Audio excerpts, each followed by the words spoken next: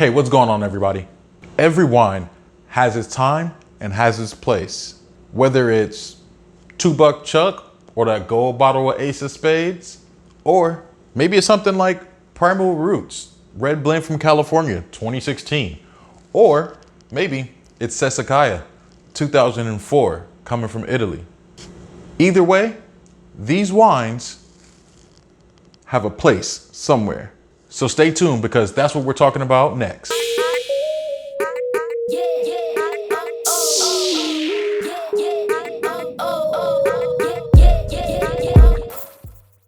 Hey, what's going on, y'all?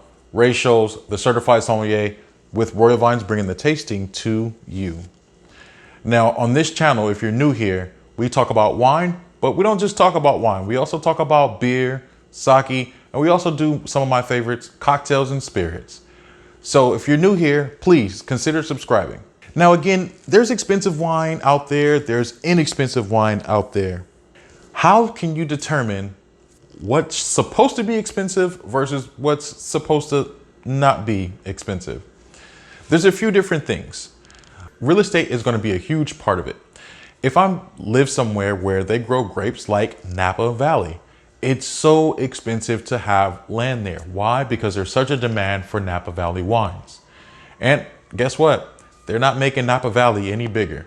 So that's the first reason why a wine might be expensive. How the grapes are picked is going to play a significant role in how much the wine costs. Sometimes you can just take one person who drives a tractor and picks all the grapes during harvest. Well, that's much less expensive than having a group of people on multiple occasions going out picking by hand. Now, what are the benefits of the two? Well, the benefits of the tractor is that you only have to pay one person to drive that tractor back and forth, back and forth. The downside, which is also the upside for hand picking, is you don't have someone that is sitting there saying, oh, this bunch of grapes, not good, throw it out. So here we are with a dilemma.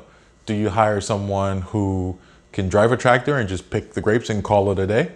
Or do you invest the money into paying people to go out and make those decisions for you and say, no, Ray wouldn't like these grapes, leave them. Once the grapes are picked, what happens then?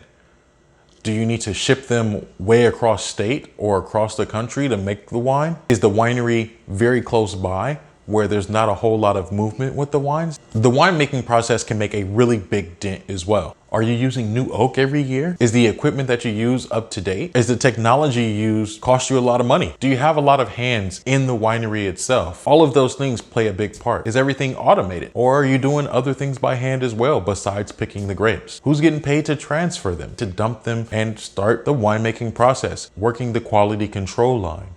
Who's labeling, packing it, shipping it out, talking about the wine, who's tasting the wine, blending the wine? All of these people have to be paid. So in America, we have a 3-tier system. And to simply break it down for you, you have the farmers and the wineries and those people there. Then you have the importers and distributors who are responsible for either A, bringing the wine from a different country, and or B, distributing those wines within that state or county or city. Then you have the retail shops, the restaurants, the wine shops, or whoever else is selling it to you. This system was born shortly after Prohibition, and it was created so that the government was able to tax, yet also control consumption of alcohol in America, because it was a problem before Prohibition. So you had this problem of Americans drinking way too much and getting sloshed.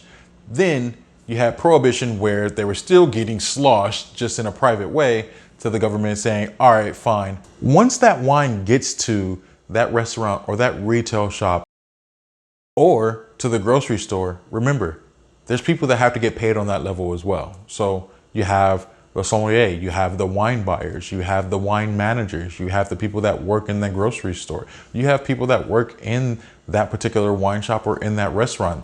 The other thing that adds a lot of money to wines is people. What do I mean by people? You know them.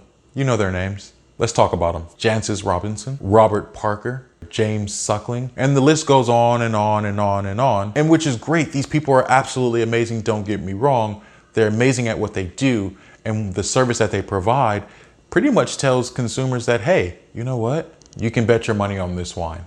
or this wine is of high quality. So it's kind of a guide for those that need it. But remember, when a wine gets that 100 points or that 99 points, and there's no more of that wine to go out or be made, what do you think happens to that wine after a while?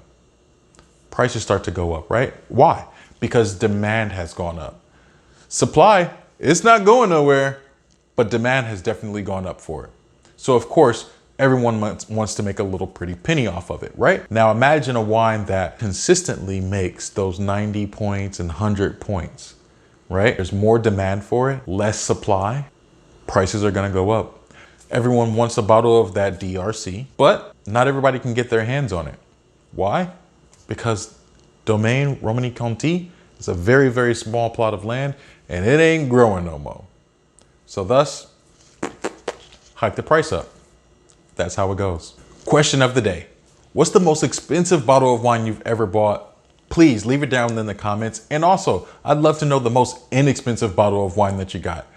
I'll tell you right now, I picked up this bottle of Malbec from South America for $5. It was the best $5 I could possibly spend on a wine. But I can't find it anymore. So if anybody knows about Andy and Sky, please let me know. And again, if this is your first time here on the channel, keep kicking it with me. Make sure you subscribe, make sure you hit that like button, and I'll see you next week, Wine Wednesdays. And until next time, ladies and gents, kings and queens, cheers.